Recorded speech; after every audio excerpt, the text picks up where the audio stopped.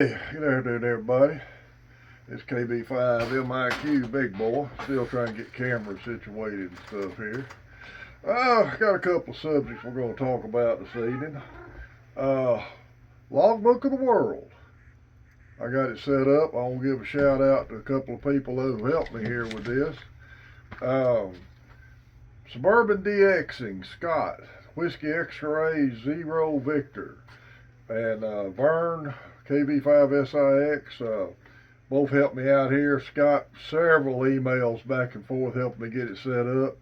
And Vern, phone call with him talking about it, helped me out a good bit. Guys, I really appreciate it. Y'all got to check out their YouTube channels, Suburban DXing and What's Up with Six. Good channels, and thanks again, y'all. I really appreciate the help. Now, having said that about Logbook of the World, the Boomer set it up, got it set up with their help. Got some loss, went back a couple of weeks. I'm no way in the world I'm going to put all my whole logbook in there. But I'm going to start using it some. Am I that impressed with it? Honestly, no. Not knocking it. I'll say this much. All you guys that are contesters, certificate chasers from ARRL, learn to use it, because that's going to be your best way, I think, to be able to participate in all of those. I don't know what else to say about it. I'm used to the QRZ log. I like it. I did find out something that you can upload from QRZ log to Logbook of the World if you're a paid subscriber to QRZ, which I'm not yet. I may in the future. I hadn't decided yet. You know, us old boomers are cheap. But I could use Logbook of the World now. It's a little clunky to use in my book, and nobody should listen to about computers by no means, because I'm the guy back when Windows 95 come out and everybody said buy the book Windows 95 for dummies, and I did. I guess I needed the book Windows 95 for complete and utter morons, because it didn't help me a bit. But that's beside the point. But Logbook of the World took a little setting up. Had to wait for the 7 to 10 day business postcard that's supposed to be here 7 to 10 business days. It took almost 4 weeks to get, but that's part of it. Got it set up, and I'm going to keep using it. I'll keep, for my current logs, every couple of days I'll pull off and put them in there, but I'll also go keep my paper logs. I just can't, nostalgia, I can't give that up. And I'll keep using QRZ because it's quick and easier for me to use while I'm actually working on the radio. But give it a try. Not knocking it. Some people like it. I've read lots of comments on it where a lot of people hate it. A lot of people love it. I've got no problem with it, especially for contesters and certificate chasers. So, something to think about. Ongoing issues with my old 701 I bought last year. Been looking for a mic. That radio came with the SM2 4-pin desk mic. Well, I'm not good with eBay and I don't have PayPal. I know you're talking about a boomer here. I need to do that. I don't know. I had some issues with that in the past. Richard, MTC, watch his used gear. One day last week, he had an SM6 on the site. I texted with him and talked to him. He thought it'd probably work. And I called the store to get them to hold it because I was going up there Saturday and they done sold it. Well, Friday night, I get back on there and he had another one on there. So I bought it right then and just said pick up at the store to save shipping. Went up there Saturday morning, had a real good visit with Richard and his wife. Got a good deal on the mic and got it hooked up. Radio still a little quirky on a few things, and I may end up talking to somebody about doing a realignment on it. But I'll tell you this much about it: when I converted the SM6 8-pin to a 4-pin, I could tell my output power's peaked up a little bit, and it seems like the alignment is not as bad as it was. I know when I was using it before with the MFJ mic, I was about 100 kilohertz off on frequency. Jeff radio checked me this evening with it, and I didn't have to change frequencies at all. Didn't have to use my RID on Jeff. He sounded normal, and he said he tuned me about 40 hertz off, so it's a little less than what it was, and I'm going to tweak with the frequency adjustment on it a little more. I did find out something.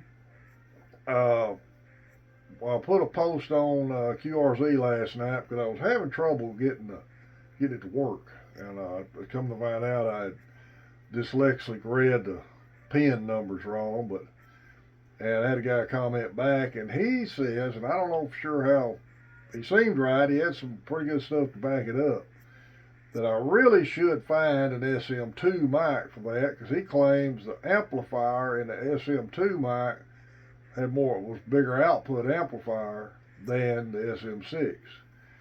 And he may be right, because I noticed on this radio, to get my LC up with the meter in the right area, I've got the gain on the mic turned all the way up, and I got the mic gain turned up.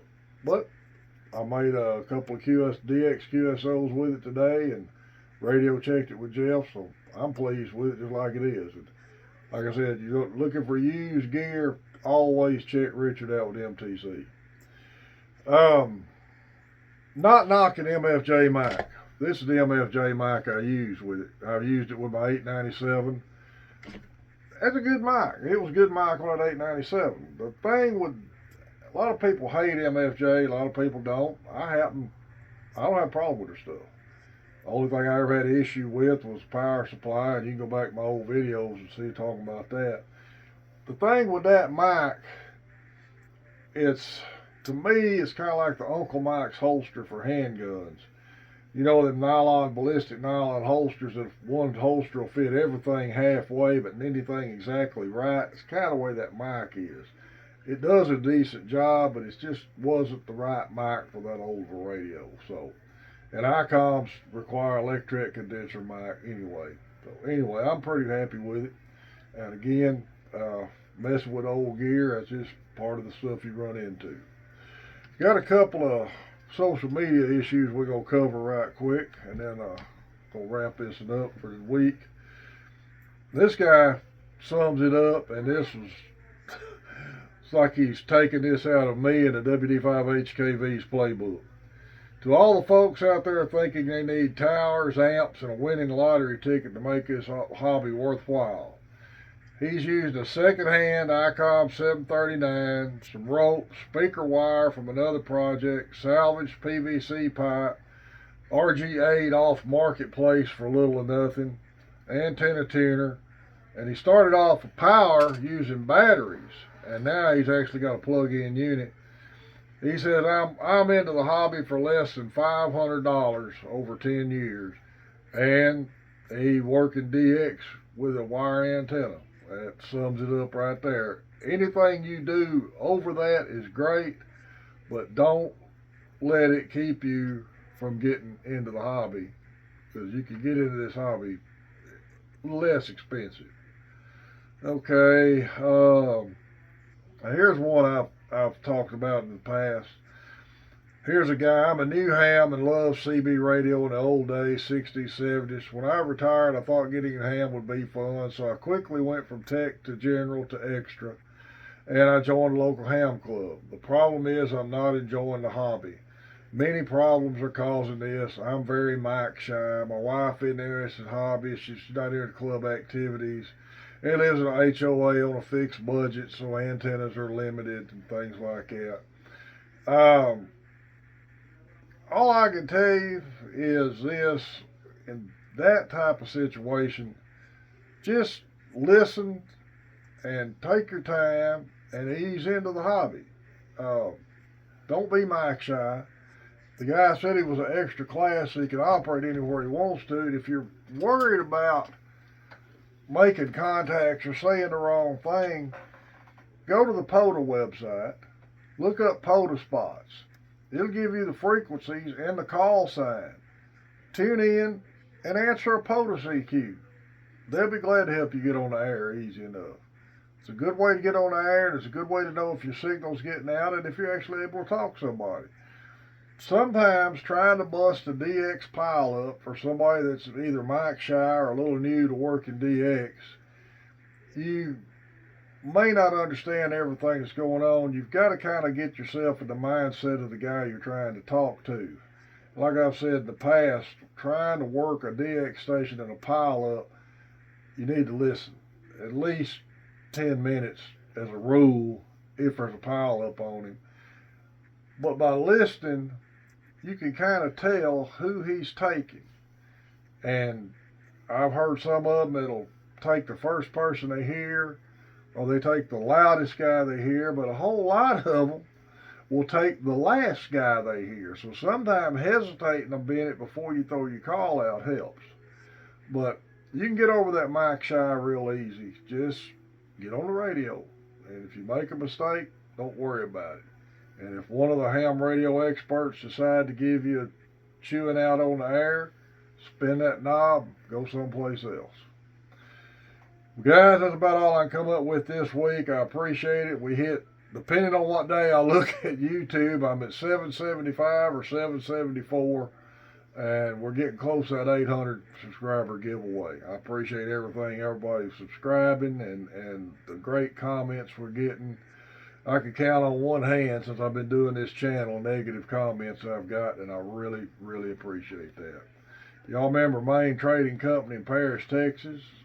Check your ham radio Facebook pages out, club pages out. The SKYWARN class is this week, and there'll be a slide on that, and all the slides I put at the end of it. As always, me and old ham radio cat here will be the last thing you see. Thanks to everybody who subscribed. This is KB5 MIQ Big Boy 73.